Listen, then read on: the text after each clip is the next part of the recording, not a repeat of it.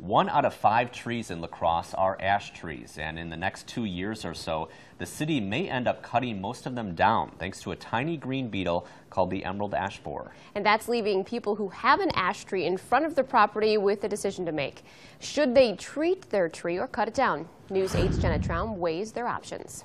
Mike and Lisa, the City Parks and Recreation Department has not yet presented a formal plan on the city's ash trees to the Park Board or Common Council. But the City Park Superintendent tells me he plans to recommend cutting down all the city's ash trees. And as the emerald ash borer continues to move in on the La Crosse ash tree population, people with those trees in front of their property are faced with a tough call.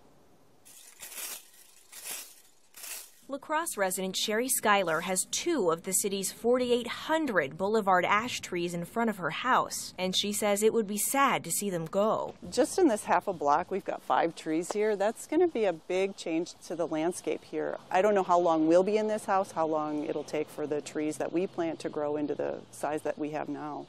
So it would be sad to see them come down. But the city parks superintendent says even if the ash trees in your neighborhood look healthy now, it's only a matter of time before the emerald ash borer turns them into dinner. You must accept the fact that the tree is not going to be healthy in 7 years. It's going to be dead. He plans on recommending the city cut down all its ash trees before the infestation gets worse, starting with Pettibone Park, Myrick Park, and Forest Hills Golf Course this winter, and moving on to the boulevard trees lining our streets next year. It's a shock. It's a big change. In a street, in your boulevard, in your neighborhood, it's going to look entirely different. But he says if you've got a city-owned boulevard tree in front of your property that you don't want to see chopped down, you can choose to treat it instead, at your own expense. This is basically what the canister looks like. It's called a tree IV. As president of Nature's Way Arborist Services, treating ash trees to prevent EAB infestation is what John Fisher does all day, every day. And he predicts the pest population is going to drop off significantly in the next few years,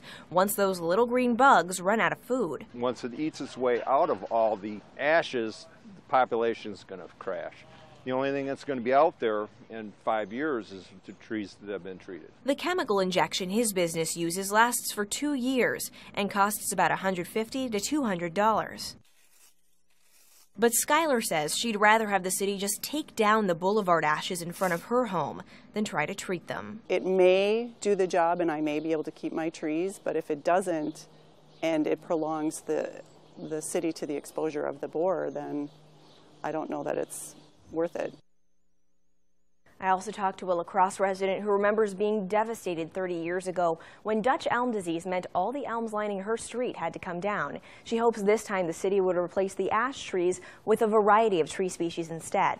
The city park superintendent tells me it would take a year or 2 to replace the ash trees after they come down. Thank you, Jenna. Cutting down the more than 5,000 ash trees in the city would cost about $2 million. The park superintendent says there are several companies interested in cutting down the healthy trees for lumber at their own expense.